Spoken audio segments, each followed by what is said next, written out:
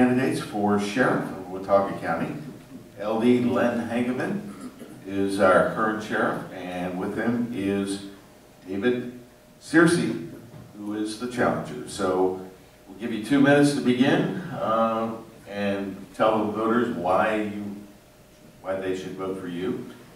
Tracy here, of course, is our timekeeper. She will give you a fist to show you have 15 seconds left, and then an open hand to let you know that you are done. And then we'll have 1 minute of questions each time. And then finally a 2-minute summation where you can tell everybody why they should vote for you. We'll start with the current sheriff, LD Hageman. Good evening. Thank you so much. I appreciate the Chamber of Commerce and all the folks that are here. I know in talking with David, it's past our bedtime. Sorry about that.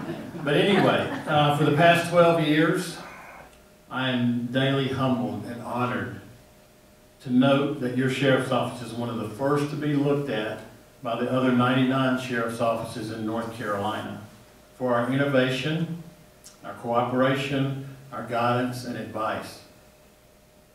Of greatest pride is the dedication, focus, and hard work and the devotion to service by the deputies and the detention staff and the Watauga County Sheriff's Office support and administration. By those who serve you. I fully understand that we're not perfect, and we've been in valleys and we've been on the peak in our mission. But I'm proud to serve all, and I would be honored and blessed to continue to be your sheriff. Thank you. David Searcy. Good evening. Thank you for being here. I know it is getting late. I am David Searcy, a retired state trooper. I am running for the office of sheriff here in Watauga County. I have served the people of this state and county as a North Carolina State Trooper for over 27 years. My wife, Missy, is a first grade teacher at Blowing Rock.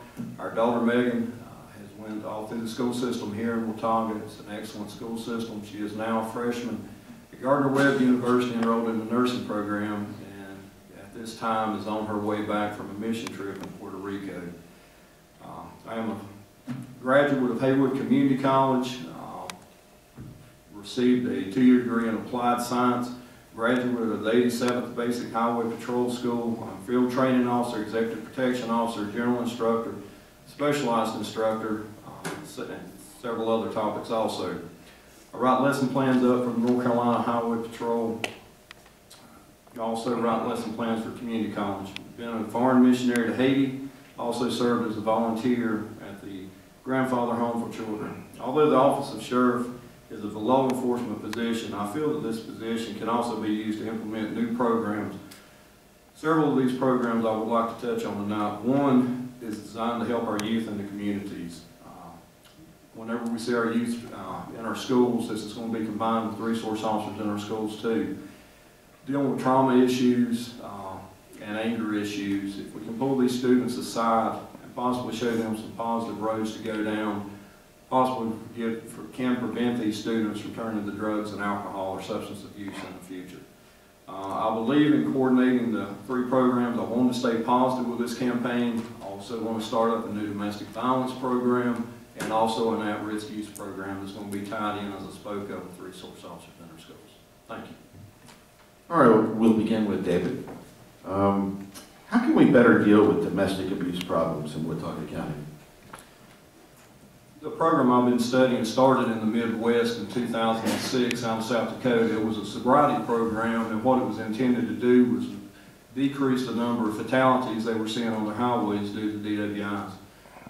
When they went back and did a 2-year study on it, what they were not expecting to see was that this program had also had a drastic decrease in the amount of domestic violence that was taking place.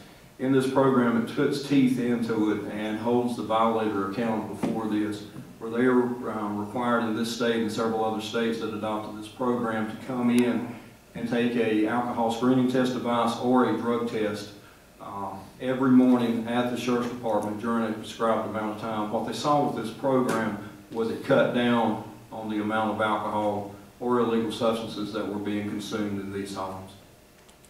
Sure. Yes. When I first was elected, the domestic violence rate in Watauga County was 68%, had gone up 68%. Now, part of that was because the laws had changed and allowed folks to report in a more timely manner, and it also instructed by the statute that in a domestic violence situation where there's an injury, that somebody's going to go to jail. There's no question somebody's going to do that. But it's still disturbing. This has not gone away. We still have problems with domestic violence.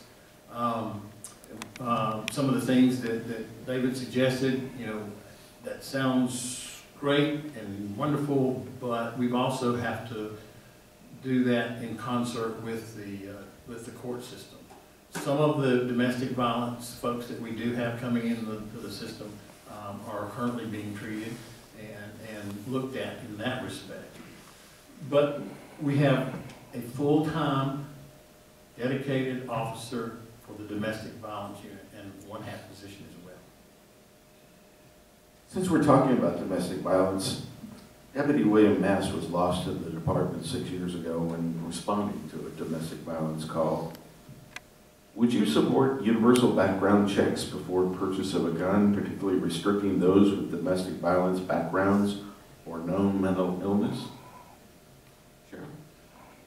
Yes. One of the things in terms of what we're responsible for, we being all the 100 sheriffs in North Carolina, we're responsible for the issuance of gun permits, purchase permits, and permits that have to be bought through a federal firearms dealer. Those are handguns only. By the same token, we're responsible for concealed weapon permits. In both of those, checks are done with the National Instant Check with the FBI. There's a lot of flaws in that. Sometimes we don't get the full mental health records, particularly from other states. It's just been in the past few years that we've been able to even check from one county to another. So it's definitely, and it's discerning too, and to know that people that have had reductions in a sentence, that I'm required to then give them their permit. Let's see, David? I would be in agreement with the sheriff on that. We have a lot of gun laws that are in place. Whether it's buying a pistol or a rifle, you're required to fill out many forms for this. However, I think too, with the mental health issues, a lot of that can get tied up, as the sheriff did say, in HIPAA regulations, where hospitals or health workers are not allowed to release some of that information. If somebody has committed a felony, then that shows up. I know now that we do DWI fingerprinting for something as a misdemeanor crime. They are now fingerprinted for that, and that is supposed to go into the database also to help with giving pistol permits out as an indicator. All right, this question for David. What's your approach to substance abuse from a law enforcement perspective? Why has there been an apparent increase in meth labs in the region? I saw that in my tour of duty down in Caldwell County too, with the shooting of Deputy Sherrill there. The vehicle that I stopped that was going out to the house where the shooter was being driven by two Caldwell County people, but it was owned by a person up here that I had made an arrest on also. This problem crosses lines, and I think we can do a good job of pushing it out of one county, but it falls back and springs up in another county, and we just basically end up chasing them from county to county.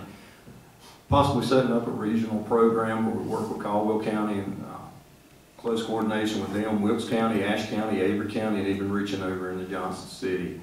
Also different patrol techniques, getting patrol cars back out into our areas of the county, hitting areas where we're having heavy break-ins. That generally indicates that you've got a drug lab somewhere in that area. LD? Yeah. We led the state, unfortunately, for many years in meth labs. Unfortunately, it's so much easier to buy methamphetamine off the streets. We know that it's coming from across the border into Atlanta, coming by way usually of Charlotte, and then distributed from there. So one way of trying to look at that is our folks that we're coming in contact with, 55% of the folks that are incarcerated here in Watauga County the drug of choice is methamphetamine. We've got a unique opportunity and are working currently, and will continue to work, with our federal and local and state partners. We do have task forces, and so it's being addressed. All right, LD, this question's for you. Having said all this, both of you, is the war on drugs a disaster? LD. I wouldn't, well, it is a disaster. I think that one component has been left out, though, and that's what we've already started in terms of an initiative that was recently enacted and funded through a grant. The folks that are coming into our system are physically, mentally, socially behind. We now have a process where we can identify those folks coming into the system that do have substance abuse and try to reduce their number of times where they're being brought into the detention center. 14.8 times they are coming into the detention center. 90% of those that are in the detention center are there for substance abuse. That's 90% are there for substance abuse. We've got to work on that. We are working on that. We will continue to work on that. So we're getting there. David? Could you ask the question again, please? Sure. Having said everything that the two of you have said, was the war on drugs a disaster? No, it's not a disaster. Law enforcement agencies work with the resources that we're provided. Whenever we have a lot of job loss in an area, it seems to be that meth is the drug of choice, as Sheriff said, that moves into those areas and takes over. I know several years ago, I stopped a DWI. I was doing gang investigation then, and I was asking him about gangs here. He didn't have anything to tell me about gangs, but he provided me with a lot of drug information. I ended up working that for about 1.5 years on my own time because we're short on the highway patrol as well, but to do a service and because of the leads I had, and he did not trust other agents that were coming in to talk to him. I was bouncing into drug houses here, Ashe County, Avery County, and one time over into Tennessee, 2 times into Tennessee, before we could to get a buy from Homeland Security to take it over. I think a lot of it has to deal with resources and the rural settings of the county too, and the closeness to a state line here, where they can bounce into different jurisdictions, affects this county in different ways. I think I know the answer to this next question, but I'm going to ask it anyway. Recreational marijuana has been legalized in several states, and most recently in Canada. Considering the potential tax benefits and fewer nonviolent criminals put behind bars because of this, would you support its legalization in North Carolina? David? No, I can honestly say I don't think I've ever had to fight a person that's just been high on marijuana out here on the highway. But still, yeah, marijuana has always tended to be a gateway drug that leads to other drug problems.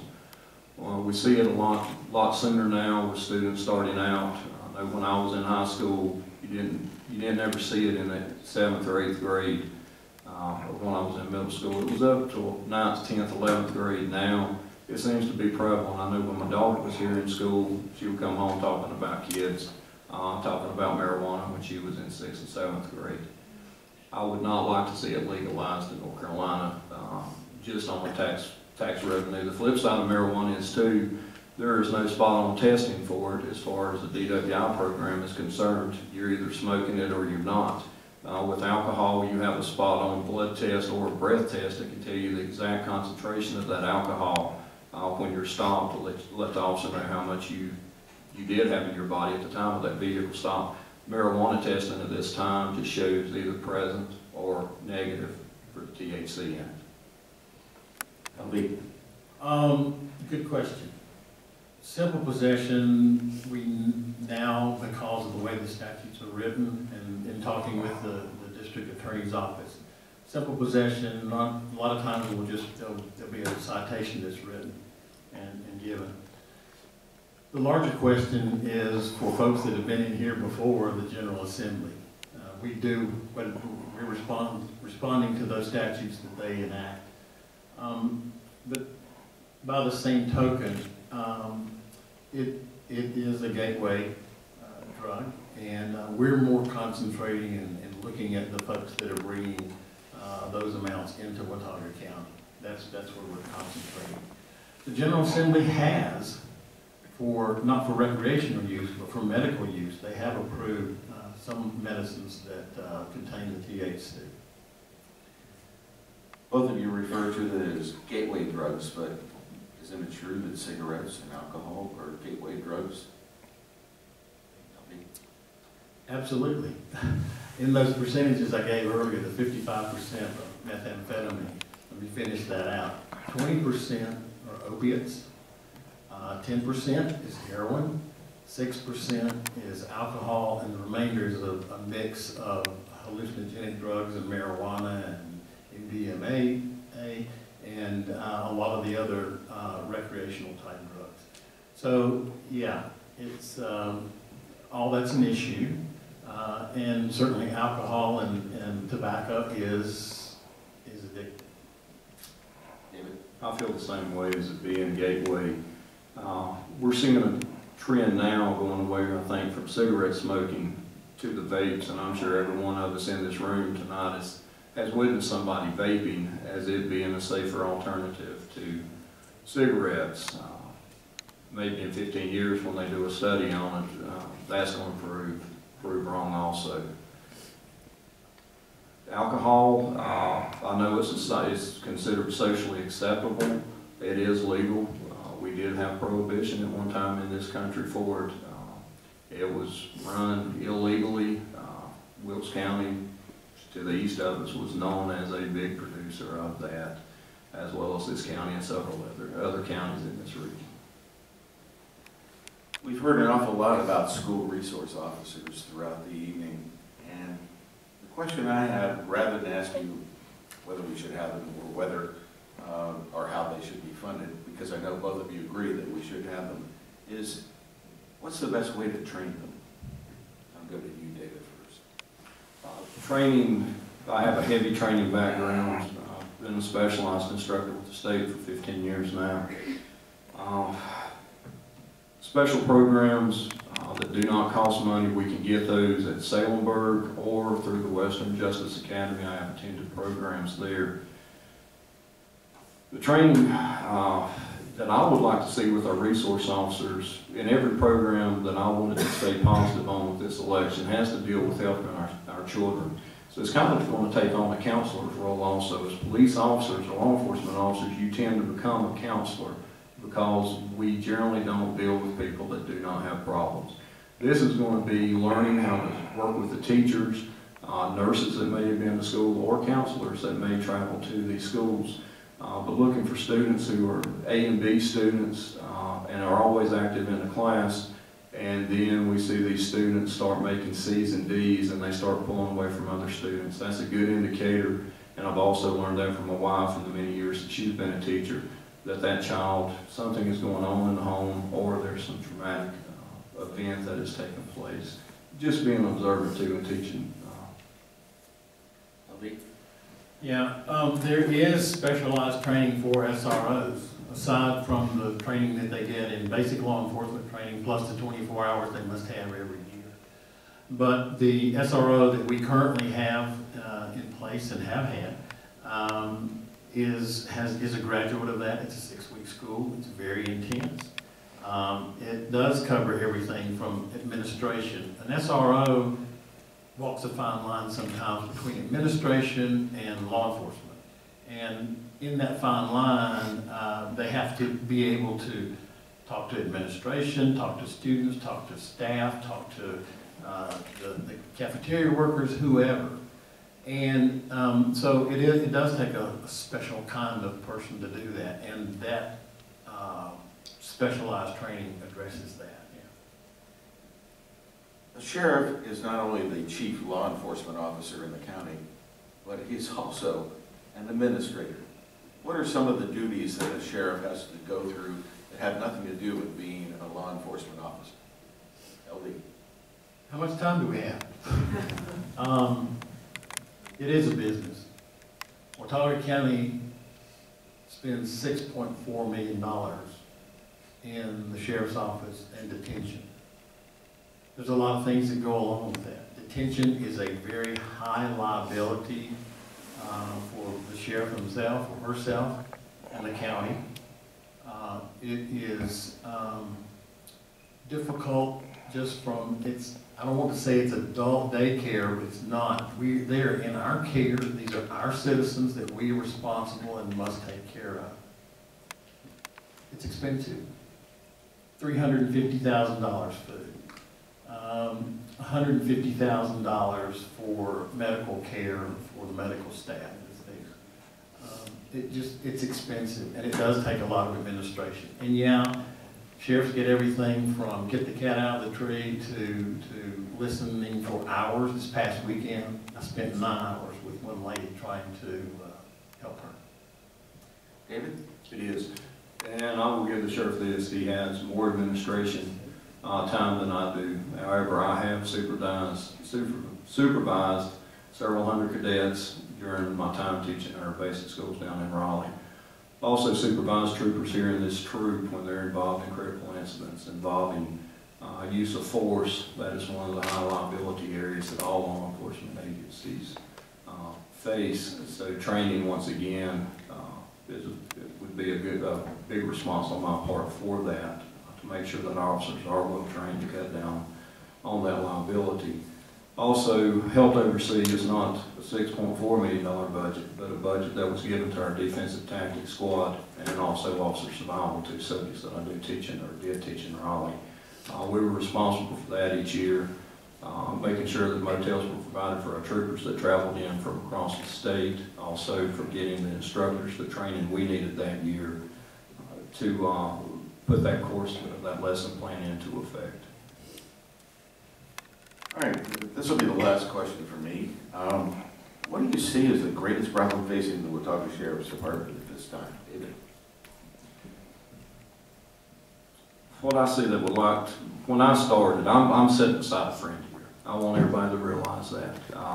I am not going to run a negative campaign. I didn't start out that way, and I'm not going to finish this way. From 27 years of a professional law enforcement officer, trained with the Highway Patrol, I have been allowed numerous opportunities through the state to advance this and the specialized training that I've received and able to teach. I see no new programs that I would like to see implemented. A lot of these have to deal with children. That has been a passion of mine for a long time, since my first mission trip to Haiti in 1982, and we continue to go to Haiti and serve there.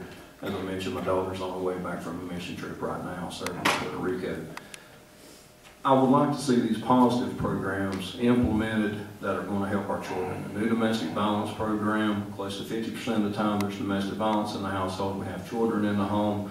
Close to 30% of the time there's some type of child abuse, just not the mental abuse that takes place in these homes. So if we can provide programs in our schools that are going to help these kids and show them that a community cares for them, that's going to be one big thing. LD, what's the biggest problem and the greatest problem facing the Watauga Sheriff's Department at this time? Well, first, let me say thank you to my friend here too. We are brothers, and I appreciate that. Thank you for saying that. Let me kind of go through very quickly some things that we're doing and on the horizon. We have established with the training, crisis intervention, mental health task force training, SART, which is sexual assault and domestic violence. Domestic violence unit, as I mentioned earlier, 1.5 deputies dedicated to that. Our problem-oriented policing unit, they've done a marvelous job out in the low-income area in Watauga County and have built great strides with the folks that are there. Operation Medicine Cabinet continues, where we take medicines off the street and out of the ecosystem. We have partnerships with our local, our state, our federal officers, and that's done very well, and we appreciate that. There's a lot of things that we need to do from a technological standpoint. We want to continue to do the recidivism initiative, the law enforcement assisted diversion, and was mentioned many times the SROs. That's going to be a new and challenging experience. All right, you have 2 minutes to summarize everything and ask for the voters' vote.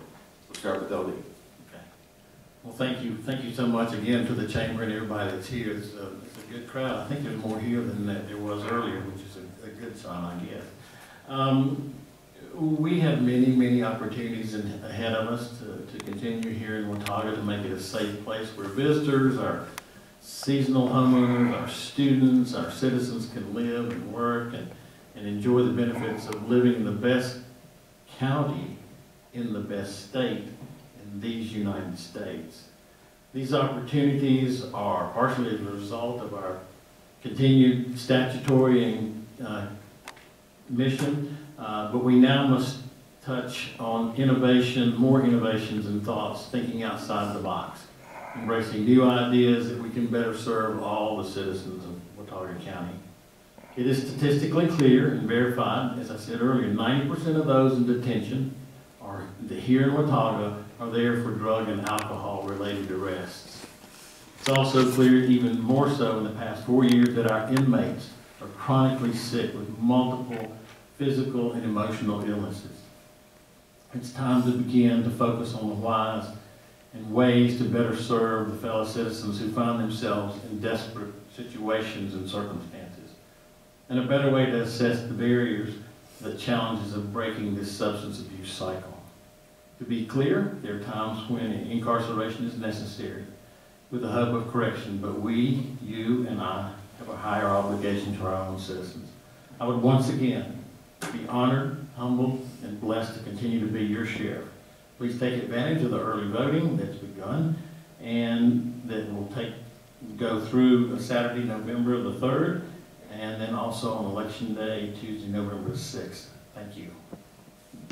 David? Once again, thank you for your time. With the new domestic violence program, resource officers in our schools, and an at-risk youth program, I feel that we will be able to improve the quality of life for the children in our communities. By identifying trauma and anger issues, and getting these children and teens involved in our at-risk youth programs, we'll be able to have a positive effect in their lives that will help build them up and hopefully prevent them from having substance abuse issues in the future. I truly feel that when we can improve the lives and safety of our most vulnerable members in our communities, then we have improved the safety for all of us. I wish to build upon existing addiction programs in our jail as well as starting new programs. I am speaking and working with women's groups to expand housing for women with addiction problems and also helping a group that will be equipped to receive women with children once their incarceration is finished. There's also a program I'm studying that's not a part of the North Carolina opioid program that will help inmates with alcohol and opioid addictions. I've spoken with business owners and becoming involved in teaching interviews and job skills. I wish to start an education program for those that have an extended jail sentence also. Providing these programs and services will better equip the people upon re-entering the workforce with better interview and job skills to obtain better jobs and be more prepared to provide for themselves. This hopefully will cut down the rate of recidivism that we currently are witnessing. Every sheriff's campaigns on tougher drug enforcement. I have new plans and patrol techniques that I would like to address this issue with. I am honored, and it's been a privilege to have been able to serve the office of North Carolina State Trooper here in this county. And I would like to continue to serve the people of Watauga County as sheriff here. And I would ask for your vote in the early voting and also on November 6th. Thank you. Ladies and gentlemen, these are the candidates for Sheriff of Watauga County. I want to say something here as we wrap things up. You know, it's been 4 hours and